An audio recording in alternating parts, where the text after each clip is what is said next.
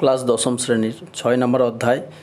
তো দশম শ্রেণী ভূগোল, ভারতের অর্থনৈতিক পরিবেশ, 6 নম্বর অধ্যায়। ভারতের অর্থনৈতিক পরিবেশ থেকে ক্লাস 10-এর যে প্রশ্নগুলো আছে সেগুলো তোমরা একবার দেখো, খুবই ইম্পর্টেন্ট প্রশ্ন।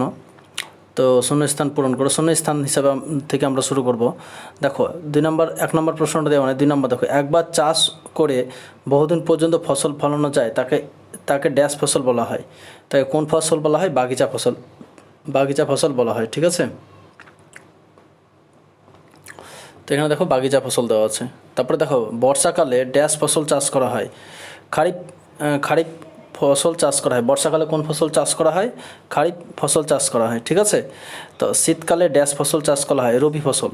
তাহলে বর্ষাকালে কোন ফসল চাষ করা হয়? খারিফ ফসল চাষ করা হয়। আর শীতকালে কোন ফসল চাষ করা হয়? রবি ফসল চাষ করা হয়। ঠিক আছে, তারপর 4 নম্বর দেখো, গ্রীষ্মকালে ড্যাশ ফসল চাষ করা হয়, জায়দ ফসল চাষ করা হয়। তাহলে বর্ষাকালে কোন 2 নম্বর প্রশ্ন, বর্ষাকালে হয় খারিফ ফসল, শীতকালে হয় রবি ফসল চাষ করা হয়, গ্রীষ্মকালে হয় জায়দ ফসল। ঠিক আছে, তো পরীক্ষা তো খুবই ইম্পর্টেন্ট। আর একবার চাষ করে বহুদিন পর্যন্ত ফসল ফলানো যায় তাকে কী বলা হয়? বাগিচা ফসল। ভেরি ভেরি ইম্পর্টেন্ট 4টে প্রশ্ন। তারপর 5 নম্বর প্রশ্ন দেখো, ভারতে ধান ড্যাশকে মৌসুমি ফসল বলা হয়। ভারতকে কোন ফসলকে মৌসুমি ফসল বলা হয়? ভারতের ধানকে মৌসুমি ফসল বলা হয়। তো ভারতের ধানকে কিন্তু মৌসুমি ফসল বলা হয়। 6 নম্বর প্রশ্ন দেখো, ধান উৎপাদনে পৃথিবীতে ভারতের ড্যাশ স্থানে রয়েছে।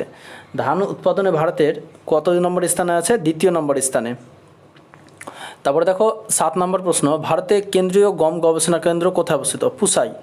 যে ভারতে কেন্দ্রীয় গম গবেষণা কেন্দ্র কোথায় অবস্থিত? পুসাই অবস্থিত। তারপরে দেখো ভারতে কেন্দ্রীয় ধান গবেষণা কেন্দ্র, ভারতে কেন্দ্রীয় গম হচ্ছে পুসাই, আর ধান গবেষণা হচ্ছে কটক, উড়িষ্যার কটকে আছে। তাহলে 8 নম্বর, ভারতে কেন্দ্রীয় ধান গবেষণা কেন্দ্র ড্যাশ অবস্থিত, কোথায় অবস্থিত? কটকে অবস্থিত। ঠিক আছে, তারপর 9 নম্বর প্রশ্ন দেখো, ভারতে কেন্দ্রীয় চা গবেষণাগার ড্যাশ অবস্থিত। কি অবস্থিত? জোরহাটে। ভারতের চা গবেষণাগার কোথায় অবস্থিত? জোরহাটে। যে ভারতে যদি বলা হয় কেন্দ্রীয় চা গবেষণা কেন্দ্র কোথায় অবস্থিত? জোরহাটে। তারপর দেখো ভারতে কেন্দ্রীয় কফি গবেষণা কেন্দ্র কোথায় আছে? কফি গবেষণা কেন্দ্র চিকমাগালুরে। ঠিক আছে, তো চিকমাগালুরে অবস্থিত কফি গবেষণা কেন্দ্র। তারপর দেখো ভারতে কেন্দ্রীয় কার্পাস গবেষণা কোথায় আছে? নাগপুরে। ঠিক আছে, 11 নম্বর প্রশ্ন, ভারতে কেন্দ্রীয় কার্পাস গবেষণা ড্যাশে অবস্থিত। তাহলে কী হবে? কোথায় অবস্থিত? নাগপুরে। তারপরে দেখো গম উৎপাদনে পৃথিবীতে ভারতের স্থান কত? 2য়। ধানও হচ্ছে কি 2য় স্থানের অধিকার আছে, আর গমও হচ্ছে 2য়। ঠিক আছে, দেখো রাগির আর এক নাম কি? মরুয়া। তা রাগির আর এক নাম কি? মরুয়া।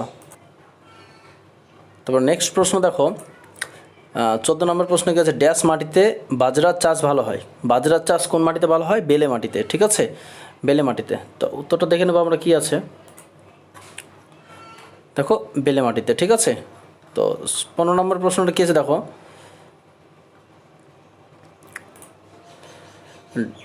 15 নম্বর, ড্যাশ তন্তু ফসলের শ্রেষ্ঠ। কোন তন্তু ফসলের শ্রেষ্ঠ? ফসলের মধ্যে যদি বলা হয় তাহলে কী হবে? কার্পাস তন্তু। ঠিক আছে, কার্পাস। তারপরে দেখো নেক্সট প্রশ্ন কী আছে, ড্যাশ রাজ্যে ইক্ষু উৎপাদন ভারতে প্রথম। ইক্ষু উৎপাদন যদি বলা হয়, বা আখ উৎপাদন, আখ উৎপাদনে ভারতে প্রথম আছে কি? উত্তরপ্রদেশ। ঠিক আছে, বা উত্তরপ্রদেশ। তারপরে দেখো ড্যাশ চাষে প্রচুর নারী শ্রমিকের প্রয়োজন হয়। তার নারী শ্রমিকের কোন চাষে প্রয়োজন হয়? চা চাষে। ঠিক আছে, 18 নম্বর প্রশ্ন কী আছে, বিশুদ্ধ কাঁচামালের পণ্যসূচক 1। ঠিক আছে, এই প্রশ্নটা একটু ডাউট লাগছে, তোমরা একটু প্রশ্নটা যদি জানা থাকে তো একটু তোমরা কমেন্ট সেকশানে লিখবে। তারপর নেক্সট প্রশ্ন চলে যাব। দেখো ডেয়ারি শিল্প একটি ড্যাশ কাঁচামাল ভিত্তিক শিল্প। ডেয়ারি শিল্প একটি প্রাণীজ কাঁচামাল ভিত্তিক। ডেয়ারি, ঠিক আছে, ডেয়ারি শিল্প একটি প্রাণীজ কাঁচামাল শিল্প ভিত্তিক শিল্প। ঠিক আছে, 20 নম্বর প্রশ্ন কী আছে দেখো, প্লাইউড শিল্প একটি ড্যাশ কাঁচামাল ভিত্তিক শিল্প। বনজ প্লাইউড তোমরা জানো, তাহলে এই শিল্পটা একটি ড্যাশ কাঁচামাল ভিত্তিক শিল্প, তাহলে বনজ। ঠিক আছে, তারপরে 21 নম্বর প্রশ্ন দেখো, পশ্চিমবঙ্গে ড্যাশ পেট্রো রাসায়নিক শিল্প গড়ে উঠেছে। তাহলে পশ্চিমবঙ্গে যদি বলা হয় কোথায় পেট্রো রাসায়নিক শিল্প গড়ে উঠেছে? হলদিয়াতে। ঠিক আছে, যদি বলা হয় হলদিয়াতে, খুবই ইম্পর্টেন্ট। 22 নম্বর প্রশ্ন দেখো, সংখ্যা বিচারে ভারতে সর্বাধিক কাপড় কল আছে কোথায়? যদি বলা হয় সংখ্যা বিচারে বেশি কাপড় কল আছে কোথায়, যে কাপড় কল আছে কোথায়, তামিলনাড়ুতে। ঠিক আছে, তাহলে কোথায় বেশি আছে, তামিলনাড়ুতে। তারপরে চলে যাব নেক্সট প্রশ্ন। 23 নম্বর প্রশ্ন কি আছে দেখো, ড্যাশ শিল্পে সফটওয়্যার হার্ডওয়্যার ও কম্পিউটার পরিচালনা জ্ঞান থাকা প্রয়োজন। তথ্য প্রযুক্তি, তাহলে এগুলো কিন্তু সবই তথ্য প্রযুক্তি, সফটওয়্যার হার্ডওয়্যার তারপরে কম্পিউটার, এই সবগুলোকে সবই কি তথ্য প্রযুক্তি। তারপরে 24 নম্বর প্রশ্ন দেখো, পৃথিবীতে প্রতি 6 জন মানুষ ড্যাশ জন ভারতীয়। তাহলে পৃথিবীতে 6 জন মানুষ আছে, সেই ভারতের মানুষের সঙ্গে অনুপাতটা কত, 6 জনে 1 জন। ঠিক আছে, 6 জনে 6:1। পৃথিবীতে 6 জন যদি থাকে তাহলে ভারতের কতজন আছে, 1 জন আছে, মনে রাখবে। ঠিক আছে, ভুলবে না। তারপরে দেখো আদমশুমারি কথার অর্থ কি, ভেরি ভেরি ইম্পর্টেন্ট। আদমশুমারি কথা অর্থই জনগণনা। যে প্রশ্নগুলো বলছি খুবই ইম্পর্টেন্ট মাধ্যমিক পরীক্ষার জন্য।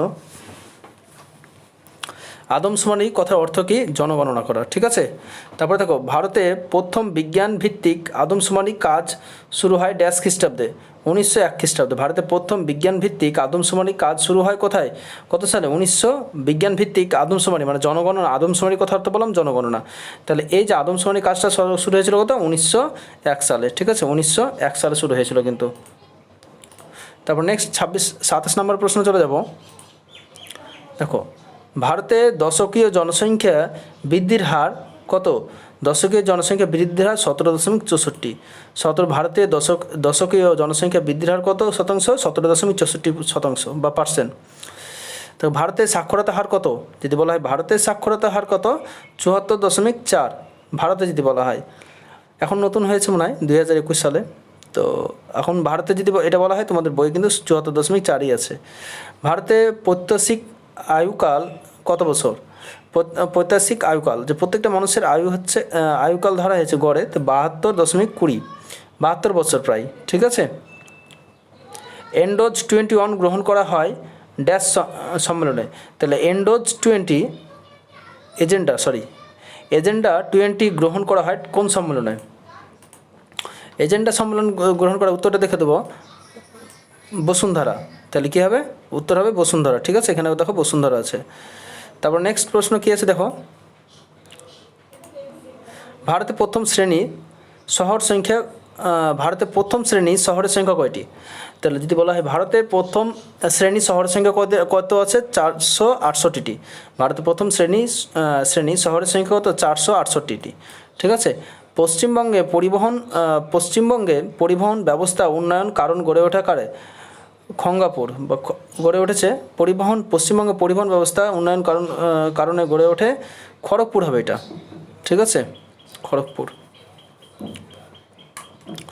তারপরে দেখো এটা ঠিক করে নেবে তোমরা একটু। ঠিক আছে, খড়গপুর নিয়ে নেবে। তারপরে দেখো ভারতের সড়কপথে মোট দৈর্ঘ্য ড্যাশ রাজ্যের প্রথম। তাহলে সড়কপথ যদি বলা হয় তাহলে দৈর্ঘ্য দিক থেকে কোথায় প্রথম আছে, দৈর্ঘ্য প্রথম হচ্ছে মহারাষ্ট্র। যে ভারতের সড়কপথে মোট দৈর্ঘ্য রাজ্য প্রথম আছে কি, মহারাষ্ট্র। তারপরে দেখো 34 নম্বর প্রশ্ন আছে, ভারতের দীর্ঘতম জাতীয় সড়কপথ বারাণসী থেকে কন্যাকুমারী। ঠিক আছে, NH 43, এটা হবে মনে হয় 43। ঠিক, এটাই হবে মনে হয় 43 মনে হয়। ভারতের দীর্ঘতম জাতীয় সড়ক বারাণসী থেকে কন্যাকুমারী। ঠিক আছে, বা NH 7 একটা কী আছে, NH 3 কি 7, যাই হোক ওটা একটা চেঞ্জ হয়ে এটা হয়েছে 43। ঠিক আছে, তাহলে ভারতের দীর্ঘতম জাতীয় সড়ক বারাণসী থেকে কন্যাকুমারী বা কন্যাকুমারী থেকে বারাণসী, এটা কিন্তু থেকে বিস্তৃত। তারপর নেক্সট প্রশ্ন চলে যাব। 35 নম্বর প্রশ্ন দেখো, ভারতে প্রতি 100 বর্গ কিমিতে সড়কপথে আয়তন ড্যাশ কিমি। তাহলে প্রতি 100 বর্গ কিমি সড়কপথে আয়তন হচ্ছে কি 36.10 কিমি, 36.10 কিমি মনে রাখবে। তাহলে 100 কিমি সড়কপথে আয়তন কত, 36.10 কিমি। দেখো ভারতের জাতীয় সড়কপথ মোট সড়কপথের দৈর্ঘ্য মাত্র কত, 2%। ভারতের জাতীয় সড়কপথে মোট সড়কপথের দৈর্ঘ্য মাত্র কত, 2%।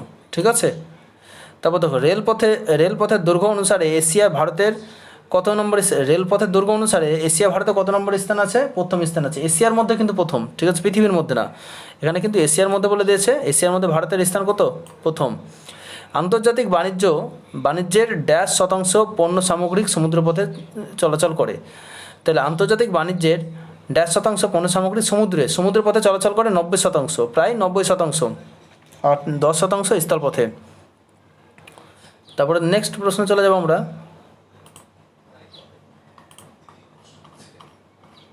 দেখো, ভারতের দুর্গম পর্বত অঞ্চল ড্যাশ বিমান সংস্থা বিমান চালিয়ে থাকে?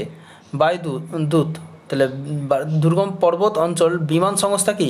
বায়ুদূত বিমান চালিয়ে থাকে, বায়ুদূত। ঠিক আছে।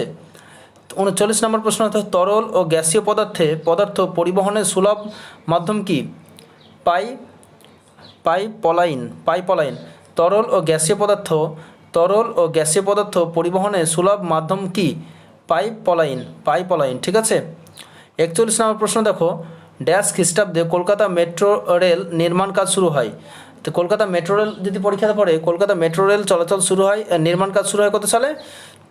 1969 সালে। ঠিক আছে, 1969 সালে। তারপরে দেখো, ড্যাশ ভারতের একটি পণ্য রপ্তানি বন্দর? ভারতের একটি যদি বলা হয় পণ্য রপ্তানি বন্দর কোনটা হবে? কলকাতা। ঠিক আছে, খুবই ভেরি ইম্পর্টেন্ট, কলকাতা। ভারতে বর্তমানে নব্য অভ্যন্তরীণ জলপথের দৈর্ঘ্য প্রায় কত কিমি? 1450। ভারতে বর্তমানে নব্য অভ্যন্তরীণ জলপথের দৈর্ঘ্য কত কিমি? 14,500, এটা 14,500 হবে, 14,500 কিমি প্রায়।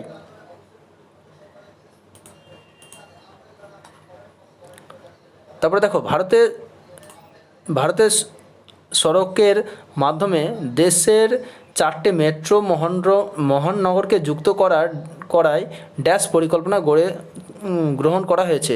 সোনালী চতুর্ভুজ। এই যে 4টি মেট্রো মহানগরকে যুক্ত করায় ড্যাশ পরিকল্পনা গ্রহণ করা হয়েছে? সোনালী চতুর্ভুজ। ঠিক আছে, সোনালী চতুর্ভুজ। 4 মানে 4টি মহানগরকে যুক্ত করা হয়েছে। আজকের প্রশ্ন এই পর্যন্তই। আমরা পরের ক্লাস অবশ্যই অন্য চ্যাপ্টার থেকে নিয়ে আসবো।